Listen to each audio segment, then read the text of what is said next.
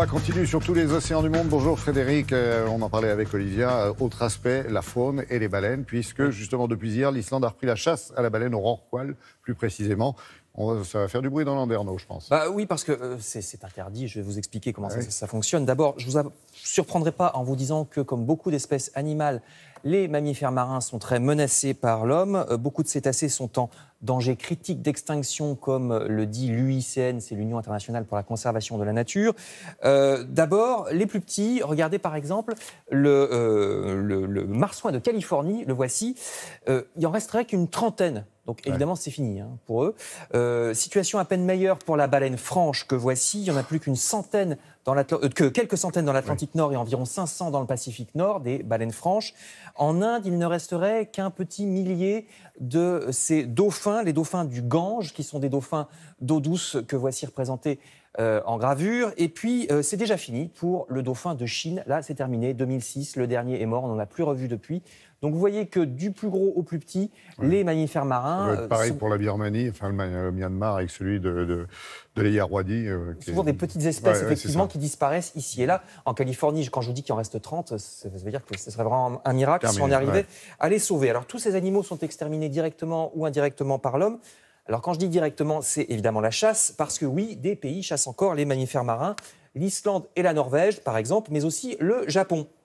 Le Japon le fait d'une manière très hypocrite, puisqu'il soutient qu'il n'enfreint pas la législation internationale et qu'il ne chasse que pour des prélèvements scientifiques afin d'étudier la vie de ces mammifères marins. Alors évidemment, c'est une vaste blague, c'est pas vrai du tout. Les baleines sont hissées et ensuite découpées immédiatement sur le bateau, parfois découpées encore vivantes, c'est charmant, et ensuite elles se retrouvent sur les marchés à Tokyo ou ailleurs dans l'archipel japonais, et ensuite dans les restaurants. Les Islandais aussi, voici un restaurant en Islande, mange de la baleine. C'est un des derniers pays où on mange des mammifères marins. Alors, ils invoquent une tradition, mais en fait, assez peu d'Islandais en mangent vraiment. C'est en voie de régression accélérée, même chez les touristes d'ailleurs qui ont bien compris que ce n'était pas une chose à faire là-bas en Islande. Normalement, il y a des quotas et des interdictions. Vous voyez la Commission baleinière internationale qui dépend de l'ONU, ici, qui a interdit la pêche commerciale de baleines, par exemple, dans les années 80, mais le Japon, je vous le disais, triche. Et puis le Japon aussi est soupçonné d'acheter les voies des autres pays, par exemple des pays pauvres qui n'ont pas de mer, comme le Mali ou la Mongolie, votent pour la chasse à la baleine. On se demande pourquoi. Sans doute ont-ils des subventions plus ou moins déguisées de la part du Japon. Ils achètent à l'Espagne beaucoup de choses aussi comme ça. On ne sait pas trop, oui. Le Japon a même été condamné par la Cour internationale de justice pour ses prises illégales de baleines dans les confins de l'Australie. C'est donc ça pour les menaces directes sur la vie des cétacés. Il y a aussi des menaces indirectes. Par exemple, il y a régulièrement des échouages. Pourquoi ? On pense que, vous voyez ici, c'est en Nouvelle-Zélande, on pense que les échouages de mammifères marins sont dus aux perturbations du fait du trafic marin. Exactement. Parce que les moteurs des bateaux font beaucoup de bruit. Il y a aussi les sonars des bateaux et des sous-marins. Perturbe, Comme les baleines se repèrent beaucoup à l'oreille, elles sont connues pour les chants, on pense que c'est ça qui les perturbe.